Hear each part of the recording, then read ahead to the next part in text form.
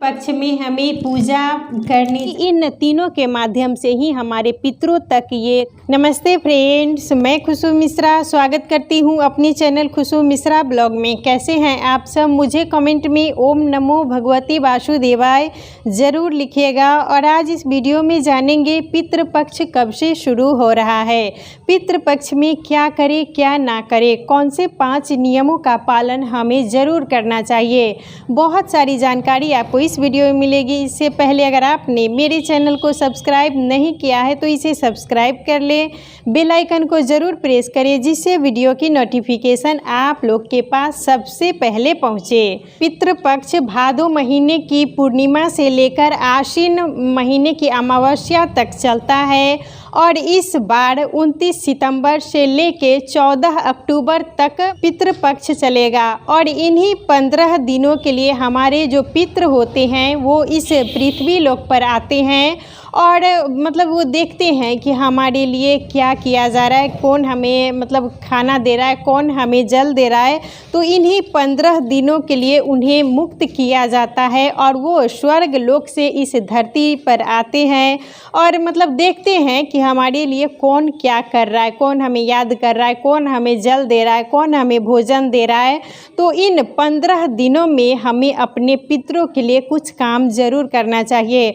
और जब हमारे पितृ ही हमसे नाराज़ रहते हैं, अगर खुश नहीं रहते हैं, तो हम कितना भी प्रयास कर ले हमारे जीवन में मतलब खुशियाँ नहीं रहती है, कुछ ना कुछ हमारे जीवन में कष्ट लगा ही रहता है। हम हर कुछ करते हैं लेकिन हमारे मतलब घर में खुशियाँ नहीं होती है। इसीलिए हमें पितरों को प्रसन्न करके ही रखना चाहिए और इन 15 दिनों में उनके लिए हमें कुछ काम ज़रूर करना चाहिए जिससे हमारे पितृ प्रसन्न हो और हमें आशीर्वाद देकर जाएं। जो घर के बड़े होते हैं वही पितरों को जल देते हैं। अगर घर में अगर बड़े नहीं हैं तभी बेटे दे सकते हैं, लेकिन मान लीजिए अगर पिताजी हैं तो बेटे जल नहीं देंगे, पिताजी को ही मतलब जल देना है। पिताजी नहीं रहेंगे तब बेटे पितरों को जल देते हैं और जो घर का बड़ा बेटा होता है वही पितरों को जल देता है। अगर बड़े बेटे किसी कारणवश या अगर नहीं मतलब देने में सक्षम हैं तब छोटे को देना चाहिए, लेकिन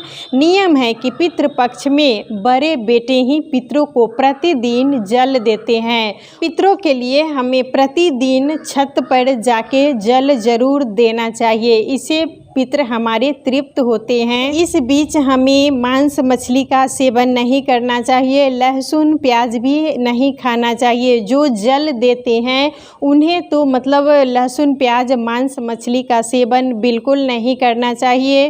और प्रतिदिन हमें अपने किचन में जो कुछ भी आप अगर खाना बनाती हैं वो खाना ज़रूर मतलब पितरों के लिए ज़रूर हमें रखना चाहिए। और उस खाने को आप सुबह में गाय को भी दे सकते हैं, कुत्ते को भी दे सकते हैं, कौवे को भी दे सकते हैं, लेकिन रात में अपने किचन में खाना हमें ज़रूर रखना चाहिए।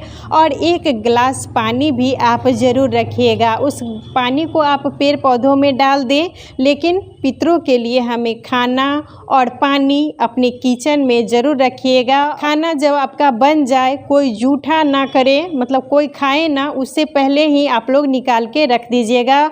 और किचन की साफ़ सफाई का भी विशेष हमें ध्यान देना चाहिए। हमेशा मतलब साफ़ स्वच्छ होकर ही खाना बनाएं और उस खाने को पितरों के लिए हमें अपने किचन में ज़रूर रखना चाहिए। और आप लोग का सवाल था कि मतलब इन दिनों में हमें सूर्य भगवान को जल चढ़ाना चाहिए या नहीं चढ़ाना चाहिए। तो आप प्रतिदिन जैसे पूजा करती हैं वैसे ही आपको प्रतिदिन पूजा करनी चाहिए।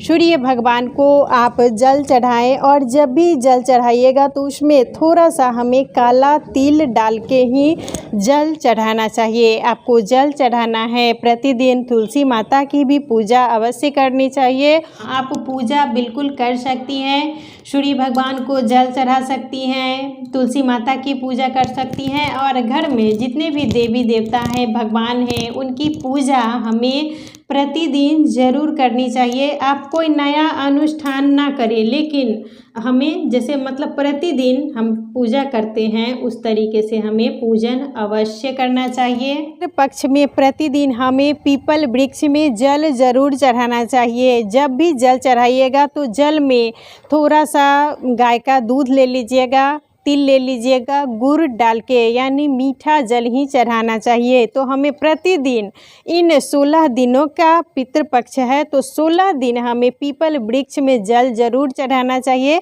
रविवार को छोड़कर। और शाम दक्षिण मुख करके एक दीपक, अगर आपके बगल में पीपल वृक्ष है तो वहाँ पर दीपक हमें ज़रूर जलाना चाहिए। और जल भी तिथि के अनुसार दिया जाता है। जिनकी जो तिथि है उतने से एक दिन पहले तक हमें जल देना होता है और उसके बाद ब्राह्मण भोजन खिलाया जाता है। तो ब्राह्मण भोजन खिलाने के समय हमें ध्यान रखना चाहिए कि हम मतलब खाना थोड़ा ब्राह्मण को ज़्यादा दे। अगर थोड़ा बहुत वो छोड़ देते हैं, अगर वो खाना कौवे खाते हैं तो डायरेक्ट हमारी ये पितरों के पास पहुंचता है। तो इसीलिए जब भी ब्राह्मण को आप भोजन करवाएं तो मतलब जितना वो खाते हैं थोड़ा उससे ज़्यादा देना चाहिए। इसे मतलब कौवे भी खा सकते हैं, कुत्ते भी खा सकते हैं। इससे हमारे पितरों को तृप्ति मिलती है। और जिन लोगों को अगर पता नहीं होता है कि उनके माता पिता की तिथि क्या है, इसमें तो तिथि के अनुसार से ही मतलब श्राद्ध करने का नियम है, जल पिंडदान होता है। लेकिन अगर जिनको पता नहीं होता है तो उनके लिए एक ही दिन है अमावस्या। वो अमावस्या के दिन मतलब ब्राह्मण भोजन कराएं और 15 दिनों मतलब 16 दिनों तक हम उन्हें जल ज़रूर देना चाहिए, पूर्णिमा से लेकर अमावस्या तक। और सासू माँ के लिए आप मातृ नवमी, जो जितिया आता है, जितिया के कल होके जो नवमी को हम पारण करते हैं तो उस दिन ब्राह्मण भोजन खिलाते हैं। तो सासू माँ के लिए या और माँ के लिए हमें नवमी को ही ब्राह्मण भोजन करवाना चाहिए। अपनी पितरों के लिए हमें प्रतिदिन कुछ जो भी आप बनाती हैं वो हमें छत पर ज़रूर रखना चाहिए। इसको अगर कौवे खाते हैं तो इससे हमारे पितरों को तृप्ति मिलती है। तो प्रतिदिन हमें नियम बना के इन पितृपक्ष में खाना रखना चाहिए। आप रोटी मतलब कुछ भी जो बना रही है वो प्रतिदिन रखें और एक मतलब गिलास में या कोई छोटा सा लोटा में हमें पानी भर के ज़रूर रखना चाहिए। और पितरों को जल भी दिया जाता है तो दक्षिण मुख करके ही दिया जाता है। उनके लिए खाना भी आप मतलब छत पर दक्षिण मुख करके ही रखें और एक दीपक हमें ज़रूर जलाना चाहिए। पितृपक्ष में प्रतिदिन अपने पितरों के नाम से ज़रूर जलाना चाहिए। इससे हमारे पितर खुश होते हैं और हमें आशीर्वाद देकर जाते हैं। उन्हें लगता है कि हमें मतलब याद किया जा रहा है। तो उनके नाम का एक दिया हमें रोज़ जलाना चाहिए। दिया आप सरसों तेल का भी जला सकते हैं, घी है आपके पास तो घी का भी जला सकते हैं, लेकिन प्रतिदिन हमें मतलब दिया ज़रूर जलाना है। और कुछ भोजन हमें छत पर ज़रूर रखना चाहिए और कौवे को भी दे, कुत्ते को भी देना चाहिए, गाय को भी देना चाहिए, क्योंकि इन तीनों के माध्यम से ही हमारे पितरों तक ये खाना पहुंचता है और इससे हमारे पितर जो हैं तृप्त होते हैं। और उनके तिथि पर आप ब्राह्मण को भोजन ज़रूर कराएं और मांस मछली का जो जल देते हैं उन्हें मांस मछली का सेवन बिल्कुल नहीं करना चाहिए। और जो सुहागिन महिलाएं हैं तो इस पितृपक्ष में उन्हें बाल वगैरह भी नहीं काटना चाहिए और इन दिनों बाल की कटिंग भी नहीं करनी चाहिए। जो लड़के हैं उन्हें शेविंग भी नहीं करना चाहिए, नाखून भी नहीं काटना चाहिए। जब वो तिथि पर ब्राह्मण को भोजन करा देते हैं तो उसके बाद वो सब कुछ कर सकते हैं, लेकिन जब तक मतलब वो माता पिता की तिथि के अनुसार ब्राह्मण नहीं खिलाते हैं तब तक उन्हें बाल की कटिंग, शेविंग, नाखून काटना ये सब नहीं करना चाहिए। भी पितृपक्ष में हमें पशु पक्षी को मतलब मारना नहीं है। अगर वो हमारे दरवाजे पर आते हैं तो कौन जानता है कि किस रूप में हमारे दरवाजे पर कौन आ रहे हैं, क्योंकि पितृपक्ष में पितरों को मुक्त किया जाता है और वो किसी भी रूप में हमारे दरवाजे पर आते हैं तो उन्हें खाना देना चाहिए, मतलब कुछ भी देना चाहिए। उन्हें मार के कभी हमें नहीं भगाना है। और इन दिनों में हमें नए कपड़े, वस्त्र, गहना, मतलब कुछ भी अगर आप ख़रीदना चाहती हैं शादी विवाह के लिए और मतलब ऐसे भी, तो वो ना खरीदें। इन 15-16 दिनों के अंदर हमें कुछ भी नहीं खरीदना चाहिए। जब पितृपक्ष ख़त्म हो जाए तो आप मतलब खरीदें, लेकिन इन दिनों में हमें कोई शुभ काम के लिए कुछ भी नहीं खरीदना चाहिए। और कोई अगर आप उद्घाटन करना चाहते हैं, वाहन खरीदना चाहते हैं, कोई बिजनेस शुरू करना चाहते हैं, कुछ भी नया काम, अगर कोई पूजा अनुष्ठान भी अगर नया करना चाहते हैं तो इन पितृपक्ष में हमें नहीं करना चाहिए। वो अच्छा नहीं होता है। मतलब सिर्फ हमें अपने पितरों के लिए ही इन पितृपक्ष में काम करना है। इस बार पितृपक्ष 29 सितंबर से लेके 14 अक्टूबर तक रहेगा।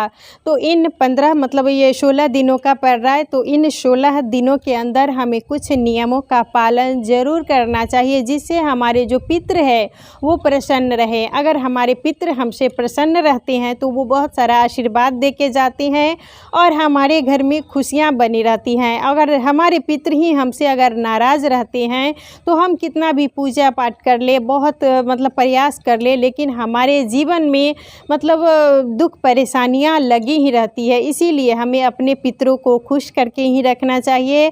और जो मतलब प्रतिदिन आप भोजन बनाती हैं वो छत पर ज़रूर रखें। और अब एक प्रश्न आया था कि मतलब कितना भोजन हमें देना चाहिए, तो देखिए आप अपनी क्षमता के अनुसार दीजिए।